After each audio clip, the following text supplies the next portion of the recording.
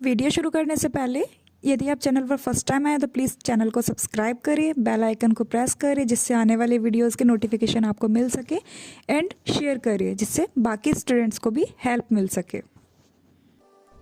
चलिए तो स्टार्ट करते हैं।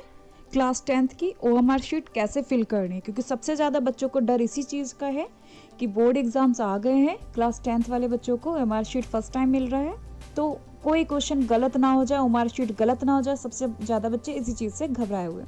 तो चलिए हम देखते हैं कैसे हमें OMR शीट फिल करनी है। ठीक है, तो देखिए आपको OMR शीट कैसी मिलेगी वो आपको स्क्रीन पर शो हो रही है। ठीक है, तो सबसे पहले आपको उसमें OMR शीट में जिला का कोड दिया हुआ है, केंद्र का कोड आपको मिलेगा भरा हुआ, अनुक्रमांक यानी जो आपका रोल नंबर है वो भी आपको भरा हुआ मिलेगा, प्रश्न पत्र कोड व सब्जेक्ट यानी विषय वो भी आपको भरा हुआ मिलेगा।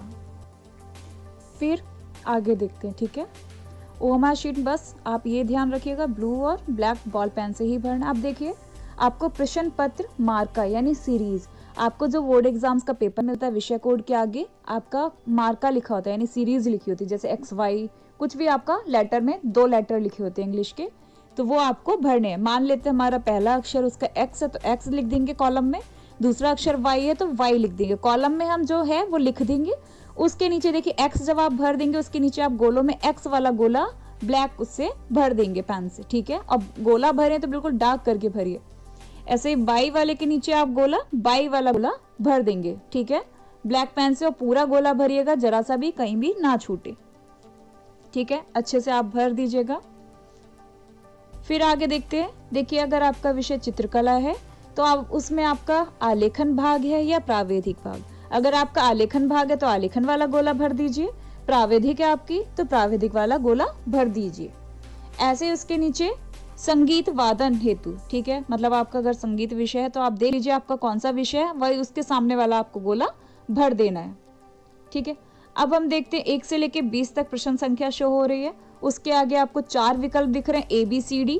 अब आपका जो भी आंसर पहले क्वेश्चन का है वो आपको वही गोला आपको भरना है, किसी के भी 2 गोले मत भरिएगा। जैसे हमारा क्वेश्चन नंबर 1 का आंसर हमारा B सही है तो हमने B वाला गोला ब्लैक पेन से फिल कर दिया, यानी अच्छे से भर दिया, गोले से बाहर भी ना निकले और गोला खाली भी ना रहे। ठीक है, थर्ड का जैसे हमारा C ऑप्शन सही है तो C वाला विकल्प जो है हम उसको ब्लैक डार्क अच्छे से भर देंगे। जैसे सॉरी थर्ड का सेकंड का C, थर्ड का अगर हमारा D सही है तो D को फिल कर दिया। ठीक है, अब उसके बाद हम देखते हैं। अब देखिए परीक्षार्थी के हस्ताक्षर, वहां पर आप उस कॉलम में अपना नाम लिख दीजिएगा।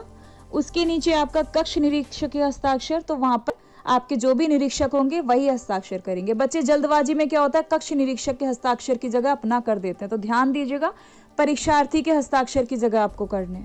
केंद्र व्यवस्थापक की मोहर लग जाएगी। अब आगे चलते हैं, नीचे देखते हैं। फिर से आपको वही सेम, देखिए इधर फिर से वही लिखा है प्रश्न पत्र मार्का यानी सीरीज, जो भी आप ऊपर भरे थे XY वही आपको यहाँ पर भी पहला अक्षर यानी X लिखेंगे, दूसरा अक्षर यानी Y। जरूरी नहीं XY ही आप लिखेंगे, आप अपने पेपर के अकॉर्डिंग लिखेंगे जो आपका पेपर में लिखा होगा। मैंने फॉर एग्जाम्पल आपको XY बता दिया गया। ठीक है, जैसे अभी विषय चित्रकला और संगीत वादन जो भी आपका विषय वही फिल कर देंगे। अब देखिएगा, अब आपको यहाँ 1 से लेकर 20 तक नंबरिंग है यानी क्रम संख्या, उसके आगे उत्तर। अब आपने जैसे फर्स्ट क्वेश्चन का B ऑप्शन फिल किया है तो यहाँ पर आप B लिखेंगे। ठीक है, यहाँ पर आपको कुछ भरना नहीं है, केवल आपको लिखना है जो आप ऑप्शन ठीक किए थे, यानी पहले का B लिखे थे तो B यहाँ लिख देंगे। दूसरे क्वेश्चन का आपने C विकल्प चुना था यानी यहाँ पर सेकंड क्वेश्चन के आगे C वाले कॉलम में C लिख देंगे। थर्ड कॉलम यानी आपने D ऑप्शन चूज किया था तो थर्ड कॉलम में आप D भरेंगे। ठीक है, तो ये तो आप भर देंगे जो भी आपने ऊपर आंसर चूज किए थे यानी सिलेक्ट किए थे जो भी ऑप्शन आपने, ठीक है, वही आप नीचे भर देंगे। फिर से आपका नीचे है परीक्षार्थी के हस्ताक्षर, तो वहां पर आप अपना नाम लिख देंगे। कक्ष निरीक्षक के हस्ताक्षर, आपके जो भी निरीक्षक होंगे वहां हस्ताक्षर कर देंगे। बस ध्यान रखिएगा हस्ताक्षर वाली जगह ज्यादातर बच्चे यही होता है, कक्ष निरीक्षक की जगह बच्चा अपना नाम लिख देता है, तो आप यहाँ पर अपना नाम नहीं, आप लिखेंगे अपना नाम परीक्षार्थी के हस्ताक्षर की जगह। ठीक है, तो ये तो हो गई हमारी OMR शीट कैसे भरनी है। बस जेल पेन का यूज नहीं करना है आपको और केवल बॉल पेन का ही, और वो भी ब्लू और ब्लैक का ही यूज़ करना है, ठीक है।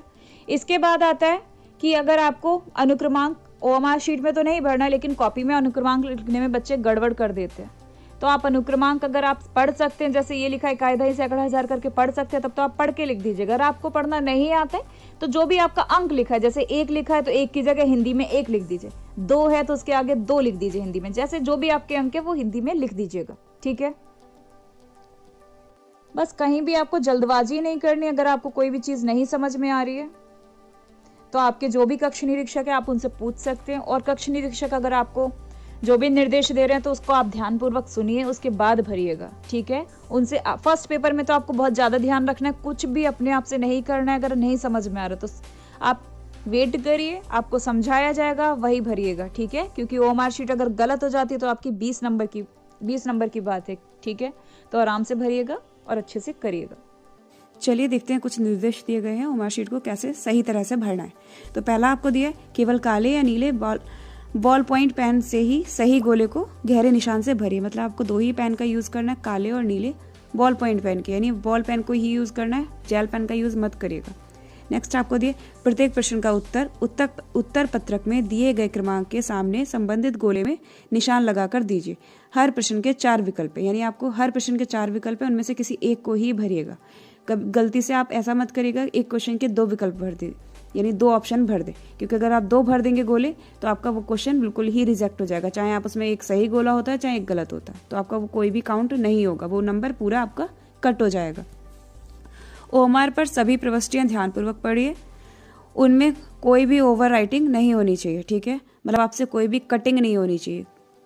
ओएमआर पर व्हाइटनर का प्रयोग ना करें तथा उसे खुरचिए नहीं, अन्यथा उत्तर का मूल्यांकन नहीं होगा। मतलब अगर आप ओएमआर पे कुछ गलती हो जाती है तो उसको व्हाइटनर ना लगाएं, और अगर आप भर देते हैं कोई गोला गलत भर जाता है तो उसको खुरचे ना, क्योंकि अगर आप ऐसा करेंगे खुरचेंगे तो आपका